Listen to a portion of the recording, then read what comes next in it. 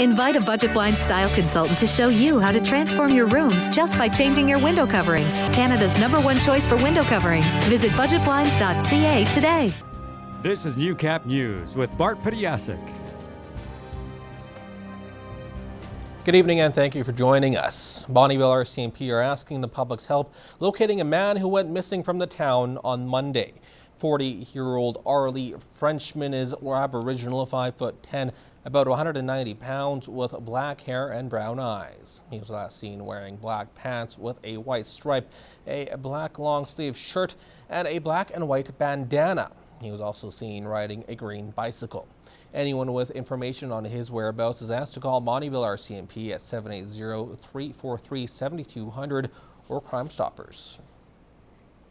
Over the past few weeks in Lloydminster, you've no doubt noticed a swarm of moths covering buildings and trees. The moths and the caterpillars they came from are considered pests and cause trees to lose their leaves. This year's wave is slowly petering out, but one local botanist says we can expect more of the same next summer. This band of moth eggs was laid earlier this week. Wendy Wickham runs Wickham Nurseryland and says in order to prevent defoliation, you'll need to get rid of bands like this on your trees.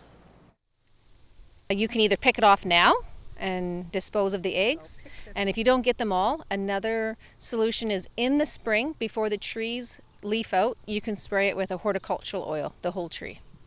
Horticultural oil is all natural and won't harm the environment. Wickham says the pests have an affinity for tower poplar, Swedish aspen, and shoot birch cherry trees like these.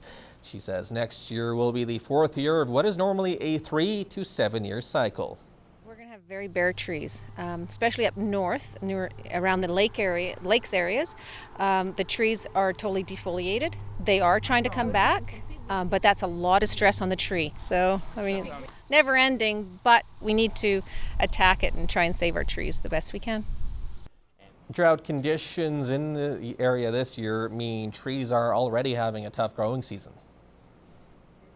Archives containing the history of the Lloydminster area have a new display space at the Cultural and Science Centre. Eva Zawalek has details on what prompted the relocation and what treasures the archives hold. For over 12 years, these documents, tapes, and DVDs could be found in the basement beside the Lloydminster Public Library. And the basement is not the best place for an archive. So if there's ever any water issues or sewer backup, of course, we lose all our things. So in here we have a much better climate control, and we're above grade and a much more pleasant atmosphere. There was a big draw for the Culture and Science Centre in having the archives under the same roof. A lot of the stuff is very shared. Some of the stuff at our collection is very relevant to the stuff that's in their collection, or we might have the same photographs or something that's similar and we want to compare, and it's just like double checking history as well, kind of cross-checking. So very beneficial for both groups. We also have education projects that we're really excited about, to do edukits with them, which is a really big thing in the museum world. In addition to digitized news footage dating back to 1980, the archive collection is also made up of over 20,000 photographs. Lots of pioneer photographs, early photographs of the bar colonists, as well as sports teams, yearbooks from high schools, all those kind of things. People find perhaps a collection in their grandmother's attic and they don't know what to do with them. So they often will donate them to the archives. Our goal is to try and scan as much as possible and to make those documents and photographs accessible from your own home in Nova Scotia or South Africa or wherever you might be. But I don't think any archives in the world has been able to do that totally. The exhibit will open to the public at the beginning of August. Eva Zawalek, Newcap News.